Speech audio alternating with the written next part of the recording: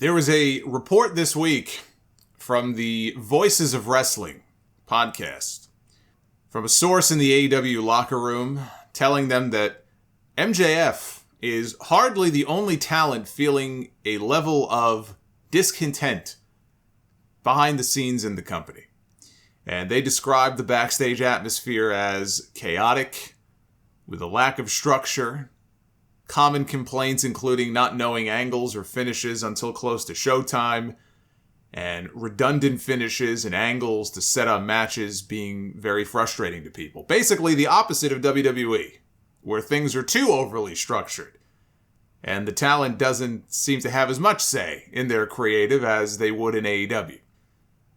I am not surprised when I hear stuff like this, and on the MJF thing, because that was a big story last week, and we'll see how that shakes out, because MJF has been talking about and teasing possibly going to WWE when his contract is up, how much of that is a work, how much of that is how he really feels. Fightful, Sean Ross Sapp insists it ain't a work, and he definitely has issues that have to be resolved with the company, but he's not going to be the only one who has issues. He's not going to be the only one who potentially makes the jump from AEW to WWE, as Cody did. Cody will not be the last. He was the first, and the first EVP, but he will not be the last. So when I hear about these issues with people being frustrated because of, whether it's a lack of structure or whatever else it might be, I'm not really surprised. I've talked about these issues. I know some people want to believe that, it's almost a taboo to say anything negative about AEW. Those people clearly don't listen to the podcast, and they clearly don't watch the streams on YouTube. 2 of them that I do every single week.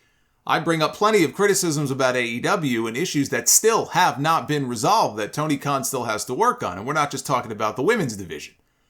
He has signed a lot of talent and is not done yet. I'm sure there are more to come.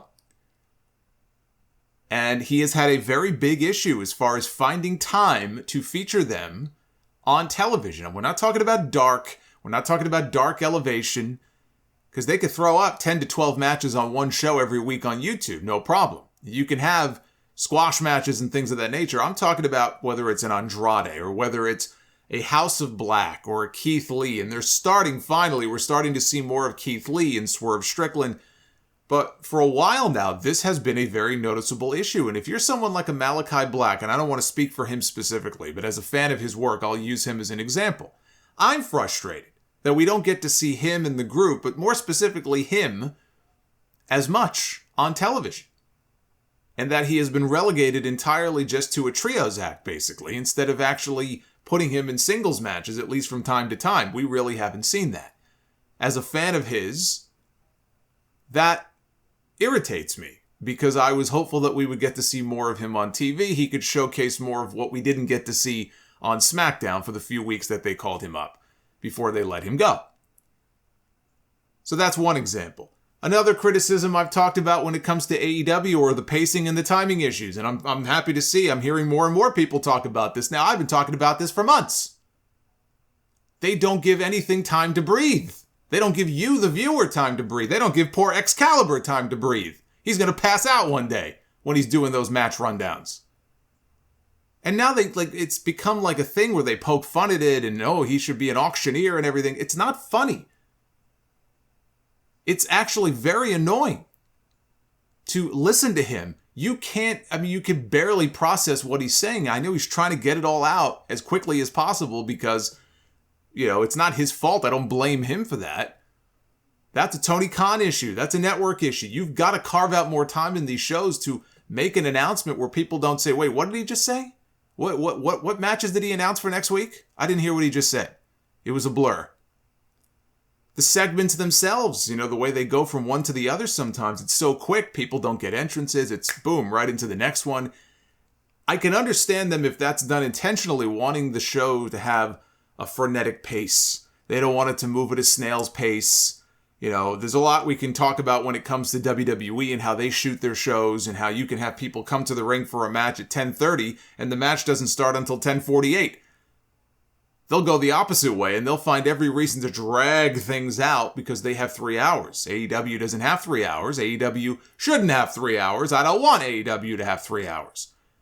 They've just got to do a better job of fitting in, rotating in and out, this talent in the 2 hours on Wednesdays that they have, and then they have the extra hour on Fridays. I like the fact that it's not all 3 hours back to back to back.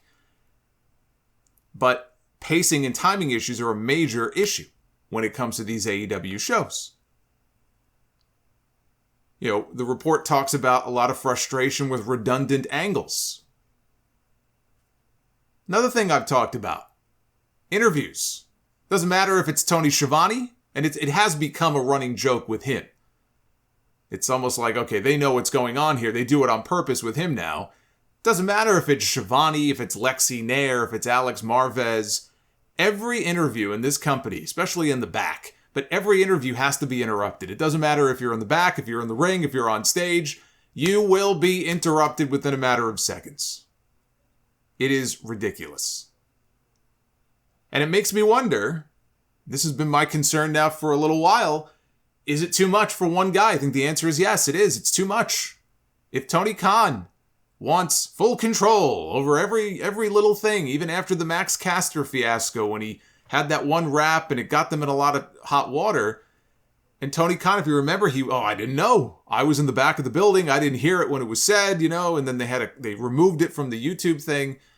And when he was interviewed at the time, he sounded annoyed. And he said, yeah, from now on, I'm going to be taking that over too. I'm going to be doing dark as well, as far as editing the shows and everything, as if he didn't already have enough on his plate.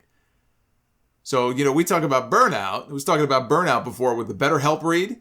Burnout is a very real thing. Tony Khan is probably experiencing some of that, and he's going to burn himself out. I think he's got too much going on at once. He just bought Ring of Honor, right? He was working on that for months. Just closed the deal finally. Now he's got to figure out what the hell to do with it.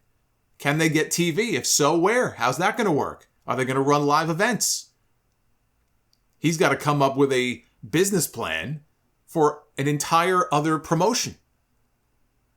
He put together 2 Owen Hart tournaments that he's been working on. He is in the process, as we speak, of booking an interpromotional pay-per-view with Ghetto, trying to put together a card and figure out what all the finishes are going to be, all while having to book 2 television shows every week, on top of whatever other responsibilities he has with the football team and the soccer team.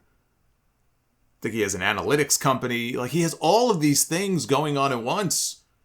And if he's not willing to either cede some of that control to somebody else or have some of these other people that even now work for the company, whether it's a William Regal or whether, I know they just brought in Pat Buck, but whoever it is, if he's not already doing it, he's going to have to start outsourcing some of this stuff to other people and creating this little inner circle around himself to help him out.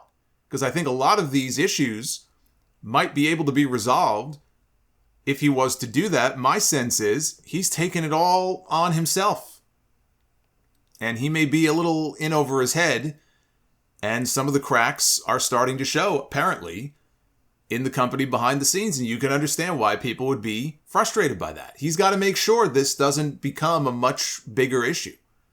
Because it could, very quickly, it could become a much bigger issue. And he's got to cut that off before it does.